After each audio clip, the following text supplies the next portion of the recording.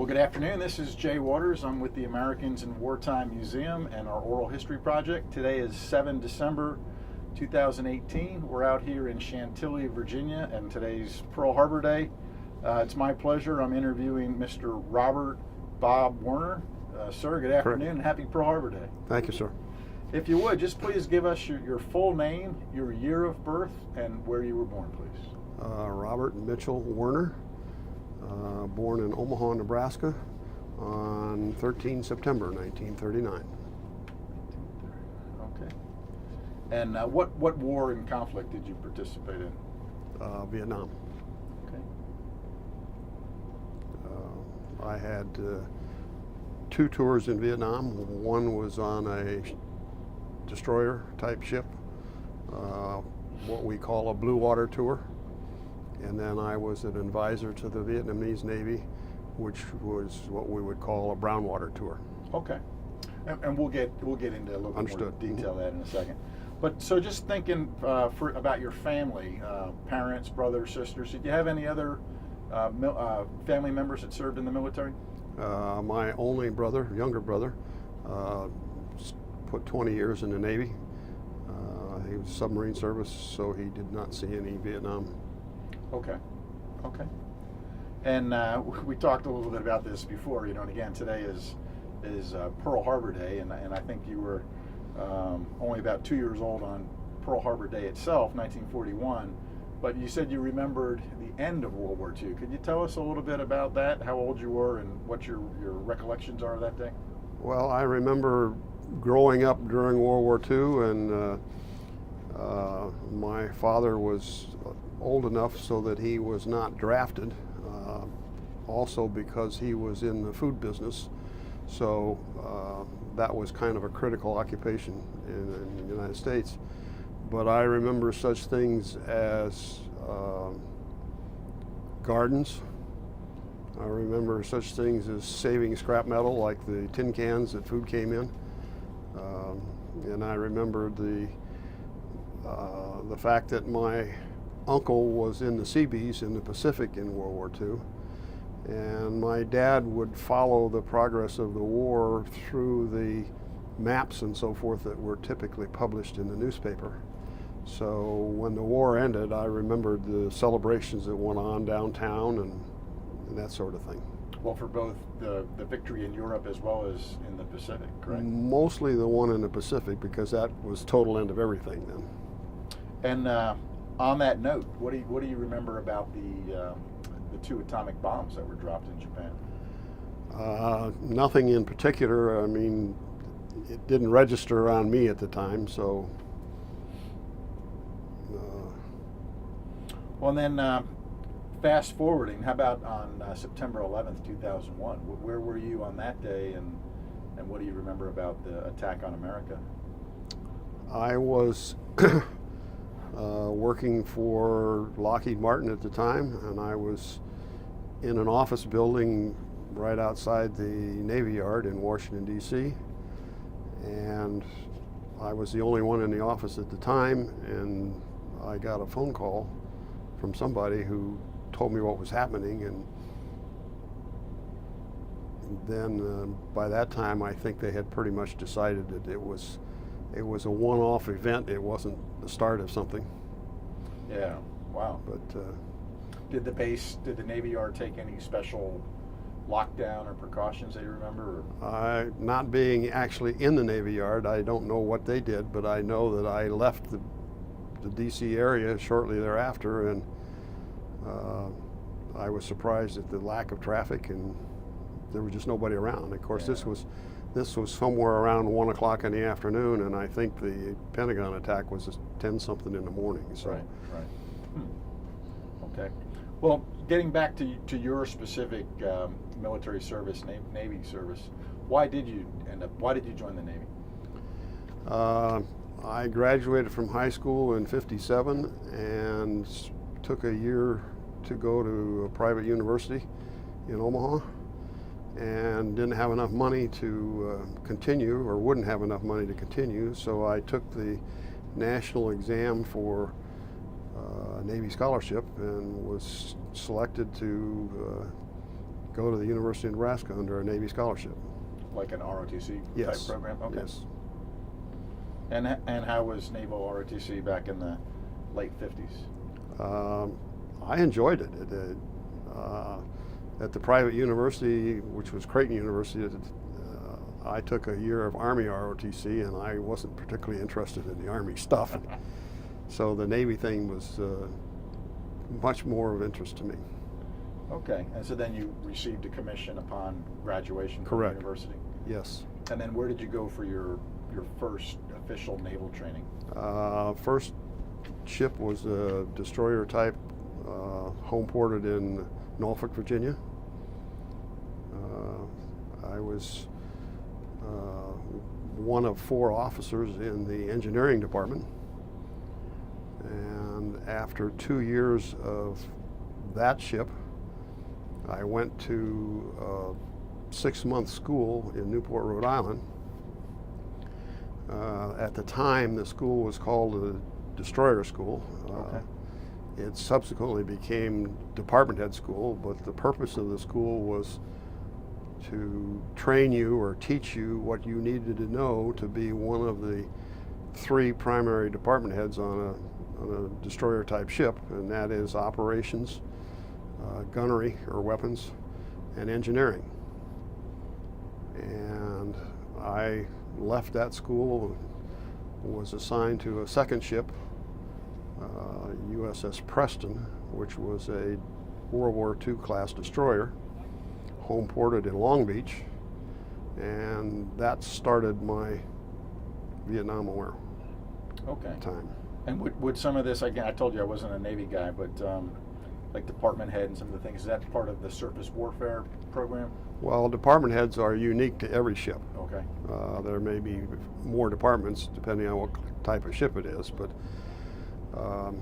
for example, in my blue water tour off of the coast of Vietnam, we would do gunfire support, which was, we had 5-inch 38 guns and could shoot 10,000 yards more or less onto the shore at a request of some U.S. organization ashore that needed that kind of support. We would do that kind of gunfire support from battle stations, otherwise known as general quarters. And my general quarters station as chief engineer was in the engineering spaces. So I really didn't see a whole lot of that action. I mean, we, the ship, did, but I personally was below decks when all that took place. Yeah. So that time frame was October of '65 to February of '67 when the ship got back home. Okay, so like 18 months, sounds like. No, Or longer. it was about 4 months, 5 months. Okay. And that was the blue water tour? Yes. Yeah, so I mean, again, for a non-Navy person, what's the difference, blue water tour and a brown water? Well, the blue water means you were in the ocean. Brown water means that you were in the rivers. It's kind of like blue water would be off the coast of Maryland or Virginia. Brown water here would mean coming up the Chesapeake Bay to Baltimore or going up the river to Philadelphia, that sort of thing. Well, and so what was your actual specialty within the Navy? Was it? We would call it a surface warfare officer. Okay, so yeah, okay, and then during your blue water tour, what was your rank at that time? Lieutenant, Okay. 03. Okay, and then I guess fast forward a little bit. You mentioned a brown water tour. When was that? And Well, as I was coming to the end of my tour on the Preston, I had requested from the Navy to do a split tour to go to a larger, newer ship as chief engineer. And I guess the Navy decided in their infinite wisdom that I was needed in Vietnam. So my orders were to the U.S. Naval Advisory Group in Saigon. And en route to that, I had 13 weeks of training.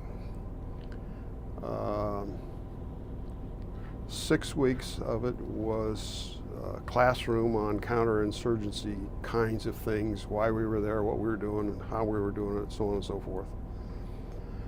1 week of survival school, or SERE, S-E-R-E, search, evasion, rescue, and escape. And then 6 weeks of Vietnamese language, which I failed miserably. Mostly because Vietnamese is a tonal language. For example, the word you. If it meant one thing. If it was you, it meant something else. If it was you, it meant a third thing. And I would sit there in class, and the teacher would say, okay, repeat after me. And I'd repeat after the teacher. And after about 7 or 8 times, he would say, yes, that's right.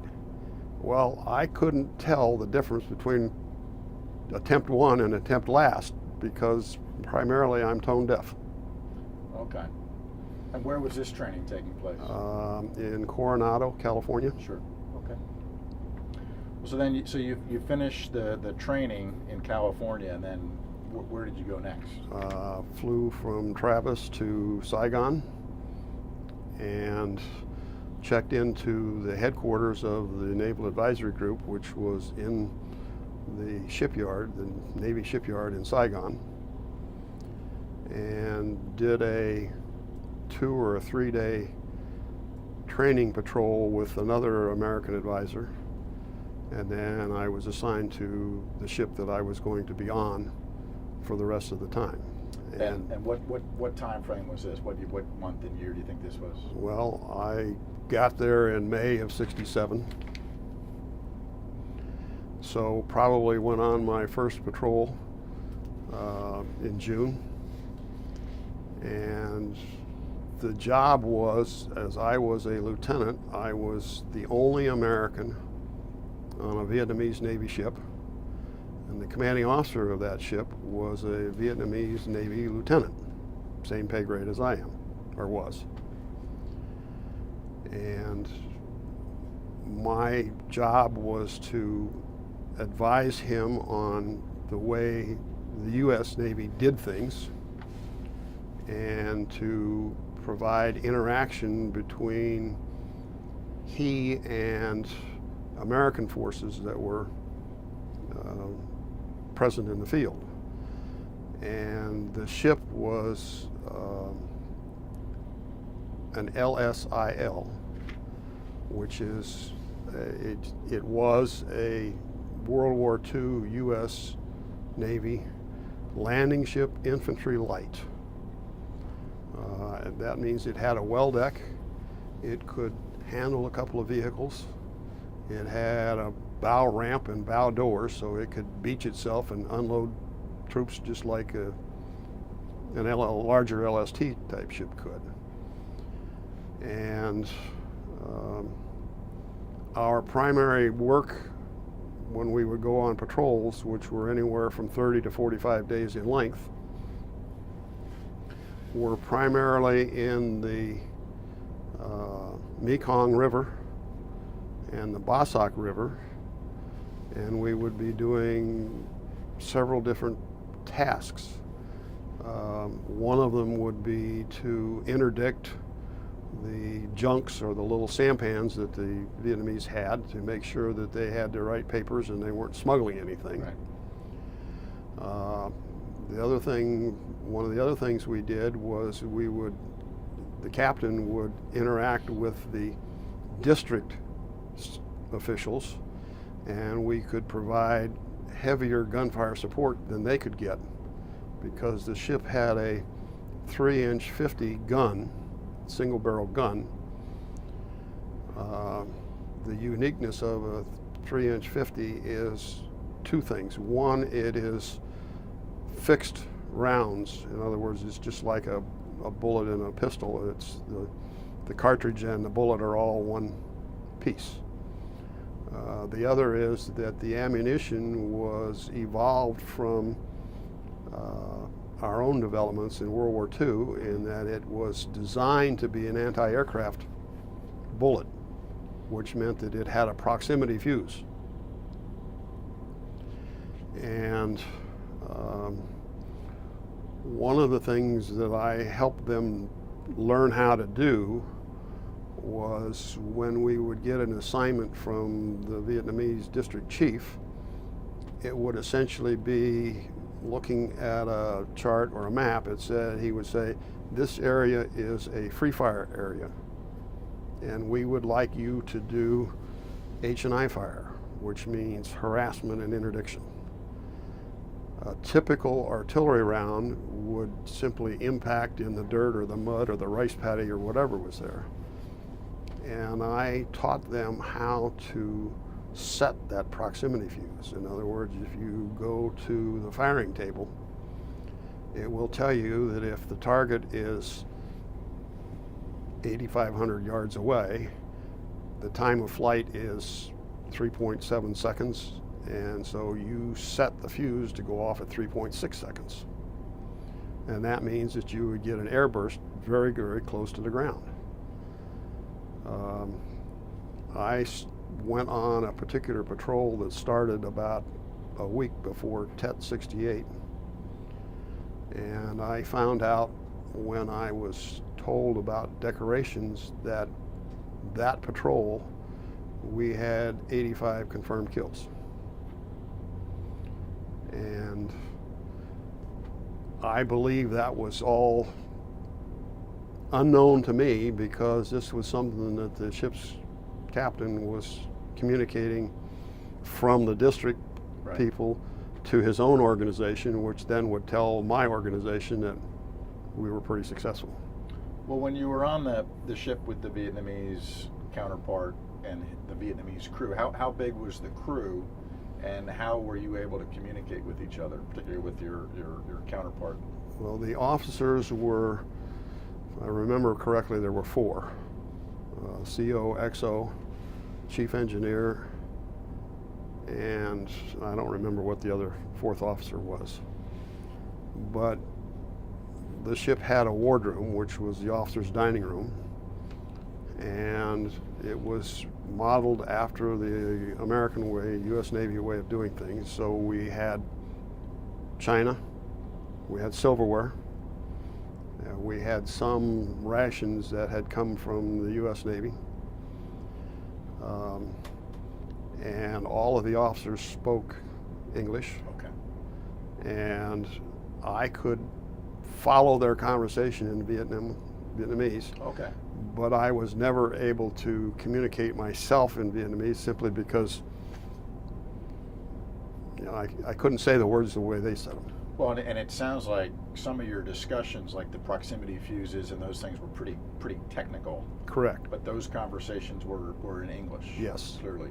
Yes. And so, how did you feel working with the Vietnamese Navy guys? Were they pretty sharp and? They were individuals, put it that way. Okay. My counterpart, CO, had been in the Air Force, Vietnamese Air Force, was in the Vietnamese Navy, and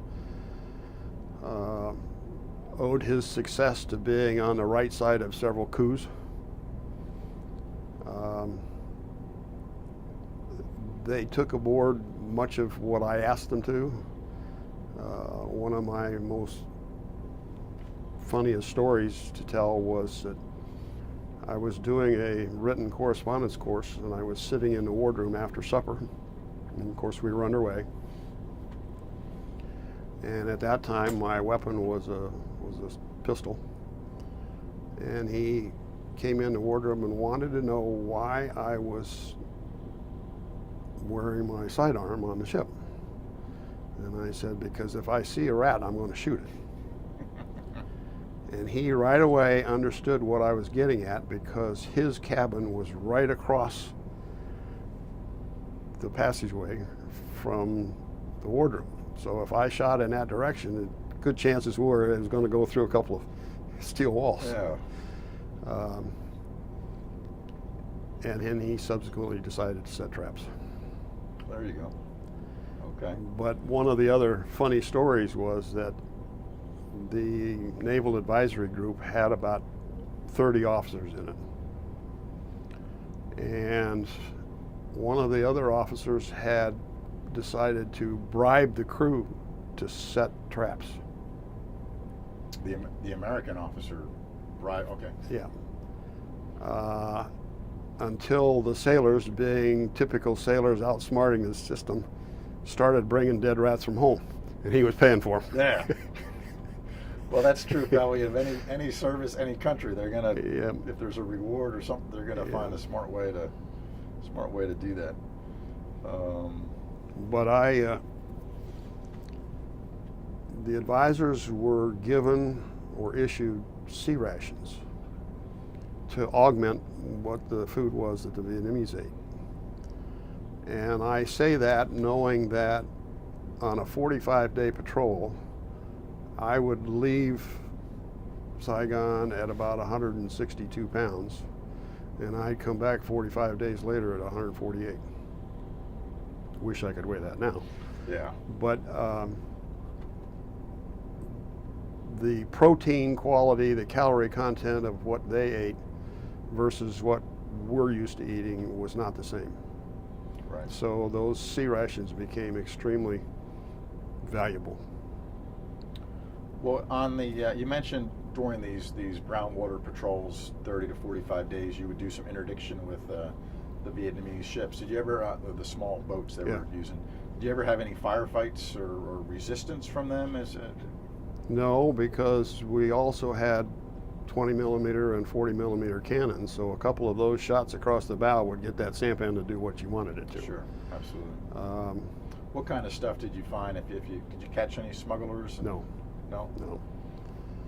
No. And the third thing that we did was we would escort the commercial ships from the South China Sea up to the Cambodian border.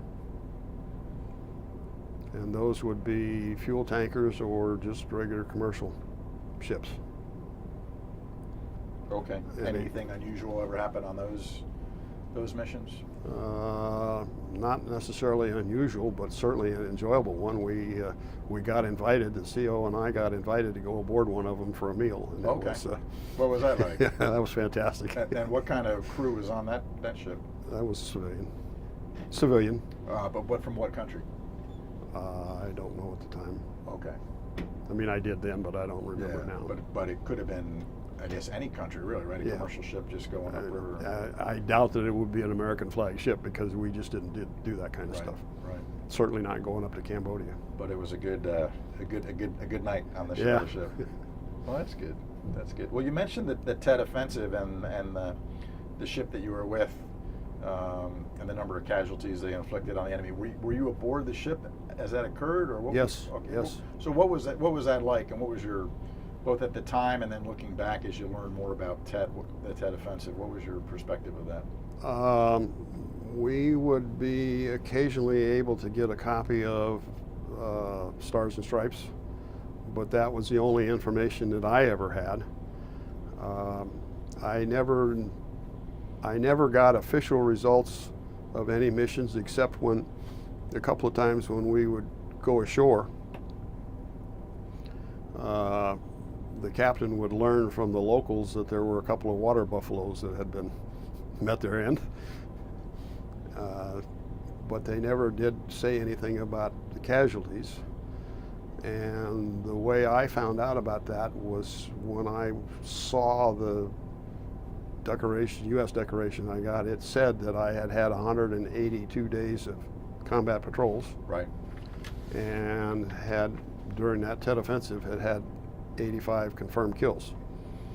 And like I say, I didn't know that until May of '68 as I was leaving the country. Okay. Okay.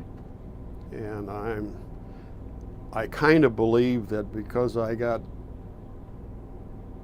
a Vietnamese decoration, that triggered the U.S. decoration. Well, yeah. So I saw that on your paperwork here. Tell us a little bit about the Vietnamese decoration specifically, and how and where you received that. It was a gallantry cross with a Bronze Star, which is issued at the division level. And I didn't find out about that until I was back home at the next tour of duty and it was mailed to them. Oh, I was awarded the U.S. Bronze Star with V for Valor, which was awarded to me at my next duty station. And that's when I actually saw the citation, which had those details and numbers in it. Up until that time, I didn't know. Well, yeah, I mean, congratulations. I mean, a Bronze Star and with the V device is impressive. Was there a ceremony, or was it just kind of, there you go? It's touching. When I got ready to leave Vietnam, I was communicating with my detailer or assignment officer, and he wanted to send me to the Navy postgraduate school in Monterey. And my thought was, after a year of combat duty in Vietnam, I didn't particularly want to go into a educational environment where I was competing with my fellow officers for grades. Right. So I said, I'd like to be an admiral's aide. So he said, okay, we'll make it happen. And I was assigned to the U.S. Atlantic Training Command to be the admiral's aide. And about 6 weeks after I got there, the admiral that I had come to serve was retiring. And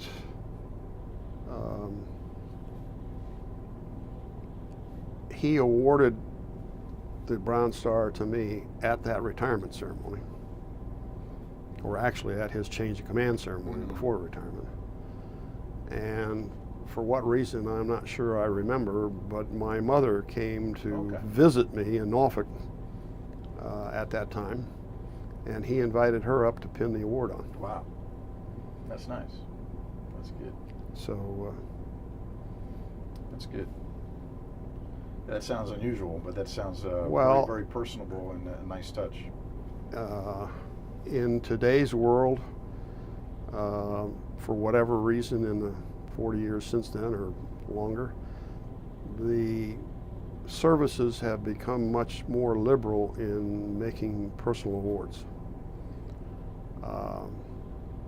To my knowledge, I was the first one in that command that had ever had that level of award. And certainly when I was presented with it back in the shore duty station in Norfolk, it was highly unusual. Right. It just didn't happen. Well, both the American Bronze Star with V and the Vietnamese recognizing you, the Vietnamese military and government recognizing you, I think is impressive. Well, so, and we'll get into some of your other naval career stuff, but specifically during your time in Vietnam, how were you able to stay in touch with family members and loved ones back in the United States? Well, I had not been married at that time. Okay. So I communicated by letter, which was relatively infrequent because out on patrol there was no way to get a U.S. letter in the mail outgoing. Right. When we were not on the ship on patrol, the ship was home ported in Saigon, so we were operating out of a building there in the shipyard and could have access to typewriters or whatever to write letters, and so I communicated by letter. And I guess coming the other way, mail call, again, you were out a lot, but when you were back in Saigon or other places, you could receive mail. Correct, yes. And what was that like, getting mail in theater? Well, anytime, lifetime in the Navy, anytime you get incoming mail is delightful. Sure. Sure. Anything really stand out? Special packages or? I got a couple of, shall I say, magazines that I hadn't subscribed to, but turns to find out that some lady in the post office had seen mail going to me. I had no clue who I was, but it was being mailed in Omaha, so she took it upon herself to send me some magazines that were Nebraska related and wow, rather interesting. And I met her after I got back and thanked her. Yeah, so you did find her and meet her. Yeah. Yeah, and did she say why she did that, or Just curiosity point of view? Well, good. That's nice. I mean, compared to what the typical reaction was of the American public during the Vietnam War, to have somebody who decided to support a veteran was. Yeah, that's nice. Sounds like you guys were very busy your entire time in Vietnam, but did you have any downtime? And if so, what did you all do for rest or relaxation or just to kill time? Well, the majority of the guys in this 30 plus advisory group were JGs and lieutenants, so we were all about the same age. So when we were in port, we could play softball or touch football, or we had that kind of things to do. Certainly there was some sightseeing to be done. Another memorable event was that I remember carrying a sidearm to church. Oh wow! Yeah, I mean Saigon was pretty stable at this point still, right? Yeah. Before Tet, it was piece of cake, but sure. After Tet, it was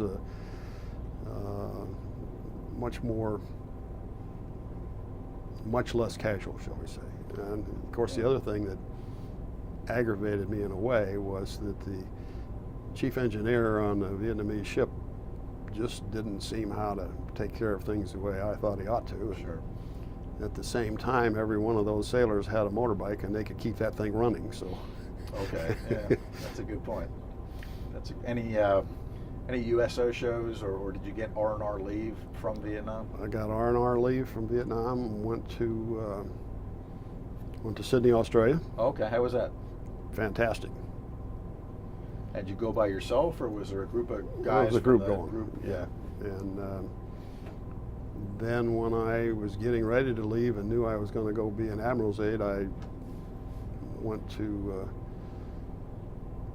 Taiwan, and then I went to Yokosuka, Japan, so I could order some uniforms. To order? I'm sorry. To order. Order uniforms. Okay. To get ready for the. Yeah. Yep. Okay. Well, other than what we talked about so far, were there any other Vietnam-related, either the Blue Water Tour or the Brown Water Tour, very specific incidents that were either humorous or very frightening, or did really stand out to you that you haven't already addressed? Well, I joined the ship in Hong Kong, and at that time the ship was on what was known as water hours, and that means that laundry and showers were severely restricted. We did have an arrangement where all of the shower rooms had two shower heads. One was freshwater and one was saltwater. So you could take a saltwater shower and then rinse down with fresh water. But I was appalled at the fact that even though this was a 30-plus-year-old World War II destroyer, that they were on water hours. So my 99 to 101% attention was on improving the condition of the engineering plant so that we could get off of water hours. And I was able to do that. Okay. Should have gotten an award maybe just for that too, right? I'm sure the crew really appreciated that. Oh yeah, right? yeah. Well, we talked about medals and citations. Were there any other medals or citations that either you earned or that the ships earned that stand out to you? Well, there's what, 3 or 4 campaign ribbons related to Vietnam tour. One of them is that vertical green and white striped one that says you've been there, and one of them is the yellow and red green striped one that is U.S. award, and each one of the yellow and red green one comes with campaign stars, and the campaign stars were established by the different things that went on, but in total over the time of the Vietnam War from 63 to 72 or whatever it was, I think there were 15 campaigns. I was present for 6 of those. Wow. So that particular ribbon has a Silver Star and a Bronze Star.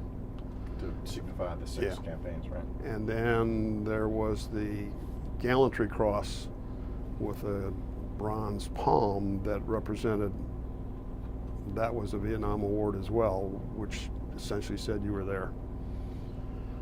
And then I had another personal one, which was the Vietnamese Staff Honor Medal, first class. And excuse the profane language, but that's what we call the rice and rat shit medal. Okay. Well, thinking as you physically came back from Vietnam and before you went to your next duty assignment, just if you could describe your homecoming, if you went back to Nebraska to see your family, or what did you do besides that? I think you said you stopped in Taiwan for uniforms, but what was your homecoming like in the U.S.?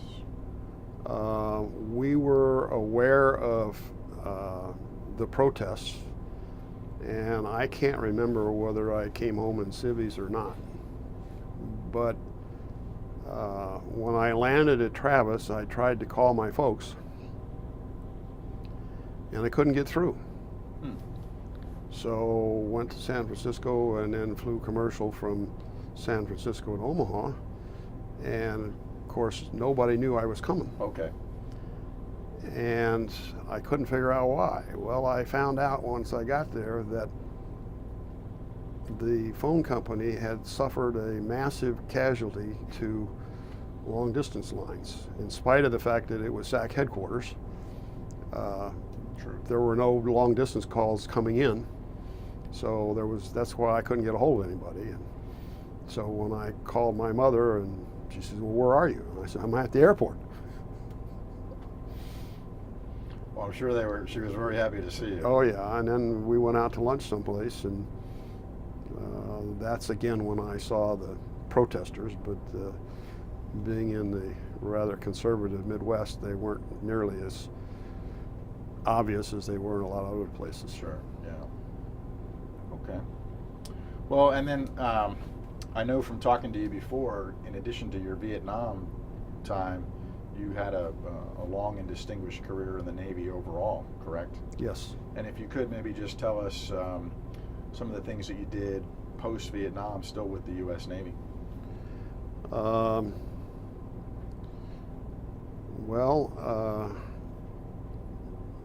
In the AIDS tour, it was supposed to be a 2-year tour. And like I say, the first admiral was there about 6 weeks, I guess, before he left. The next one came in, and after a year, he was relieved by somebody else who was bringing his aide with him. So I was out of a job. So I talked to the detailer and said, "Can I go be the aide for the new admiral that's coming in before this other guy's left?" So I had that tour. So I was an aide to 5 different admirals over about a 2.5, 3-year period of time. And then I told the admiral that I would like to be a department head on a guided missile cruiser. And I'm sure he pulled strings to make that happen. And I had a set of orders to go to a ship on the West Coast. And I was sitting in my house in Norfolk, and my moving van had just left, and I was sitting there on the floor getting ready to clean house before I left, and it was rented out. And I got a call from the detailer, and he said, "We're changing your orders." And I was going to a Norfolk-based ship that was currently deployed. So the detailer allowed us how I could get my stuff, uniforms and stuff, out of the stuff in storage and change all that around. So I went to that ship, and I was operations officer. And the challenges on that one was that we had a very fair but exceedingly demanding commanding officer. And this was in the Cold War time frame, and as a guided missile ship, it was always concerned about whenever the Russian aircraft or ships were around. And so for that deployment, I think I was standing underway, I was standing 6 on and 6 off. And I remember a couple of times when we pull into port after 10 weeks, 10 days, or 10 weeks or whatever it was underway, somebody say, well, let's go ashore and have a beer. And I said, it's more important for me to have us go to sleep. Yeah. Then I left that ship to go back to Newport to that destroyer school, department head school, where I was an instructor. Just before going up there, that's when I got married. Okay. And we had our child in Newport. How'd you meet your wife? In the O Club at one of those post-admiral's reception kind of things where I was in my full dress whites. Cool.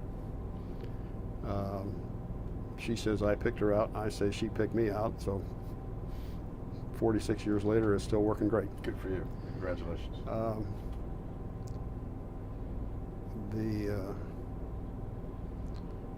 After Newport, I went to be an executive officer on a different class of ship.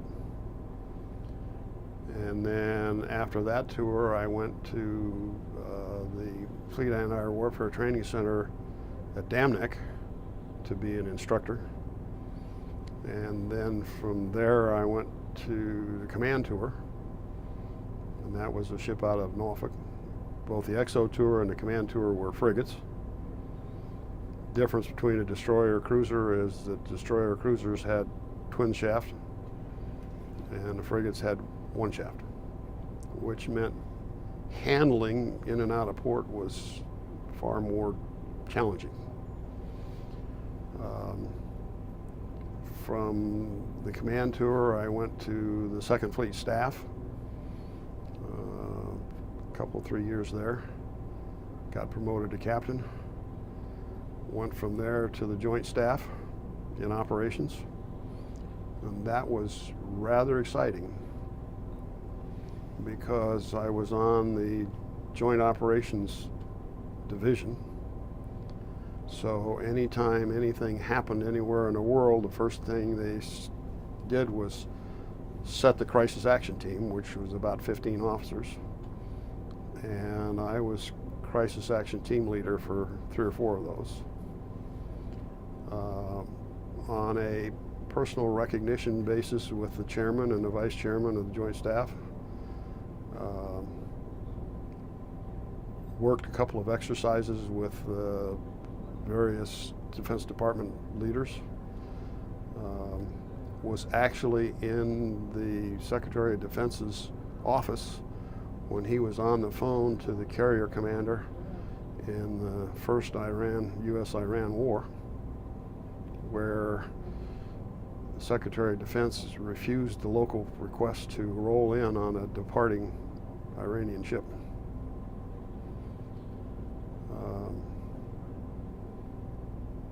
And then I was rewarded with a final tour. Well, I didn't know it was a final tour, but the last tour of duty was in Korea as first the Assistant Chief of Staff for Operations and then Chief of Staff for Commander Naval Forces Korea. And that was rather interesting because that was in the '89 time frame when the South Koreans were still reaping the benefits of the Olympics they'd had. One of those benefits was that they added about 300 new drivers a week. And they weren't like us because their parents didn't have cars, didn't know how to drive. So the driving conditions in Korea at that time were a challenge. And I don't think they've gotten much better, from what I've heard, at least in Seoul. So did you retire in Korea? Did you have a retirement ceremony in Korea? I had a retirement ceremony in Korea, but I convinced the Navy that since I was there unaccompanied, that they would give me orders back to permanent change of station orders back to Crystal City. Okay. From which I retired. And just describe maybe your retirement for us. Well, in Korea, I had in the States, and then it was a paper drill. Okay, so the ceremony was more. There was no ceremony in the States.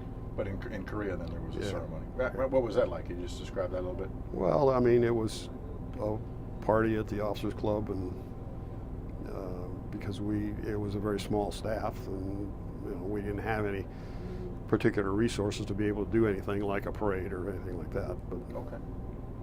And then just briefly, can you tell us what you did after your military service? A couple of years struggling to find a job. Yeah, I know we talked about this before, but became a tax practitioner. Went through one of those courses where they, in the fall time frame, 6 weeks, they teach you how to do a tax return and subsequently hire you if they're interested in you and you're interested in them to manage one of their remote facilities. So I did that for a couple of years.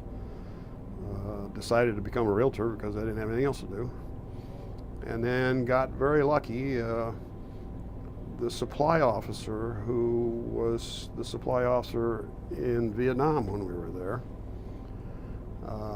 was working for Lockheed Martin.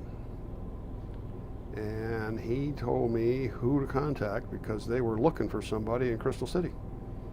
So I took that job and was in probably a half a dozen different programs, and I was in the program management section, but never a program manager for Lockheed for 12 years. And retired out of there and then called it quits. Okay. Well, how do you think your Navy experience and specifically your wartime experience affected you later in life?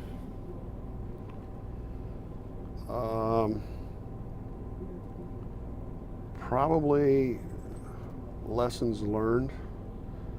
Appreciate what people can do, and if you approach them on a helping basis, what they're willing to do for you or willing to do because you've shown them, taught them, encouraged them in what they're doing. I probably didn't realize it until later, but one of the things that I was doing in that second time at teaching in Newport was they had a 6-week prospective executive officer, prospective commanding officer course when they kind of reviewed the current things and going-ons.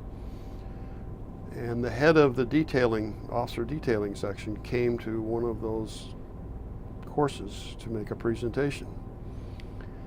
And one of the things he said was, well, you need to have good people.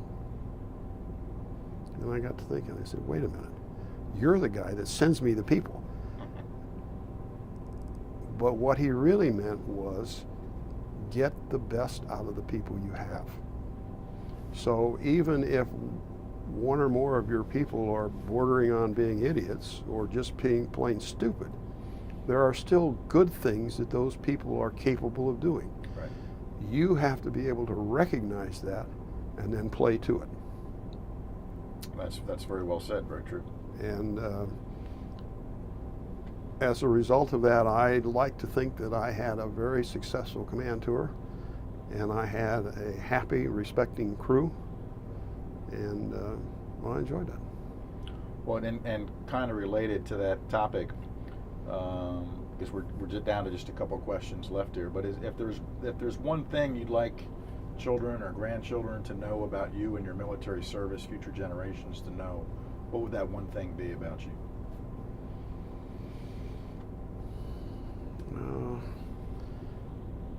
I think that the current philosophy of honor the veteran and not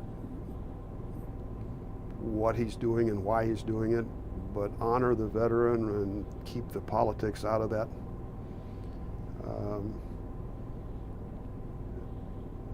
The other thing that I find more challenging is that the younger generation grew up with an iPhone and an iPad. So they don't necessarily know how to do lots of the things that people in my generation just automatically knew how to do.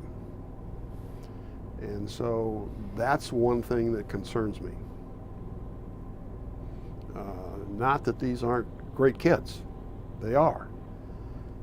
But getting them to recognize what their weaknesses are and how they're going to handle that.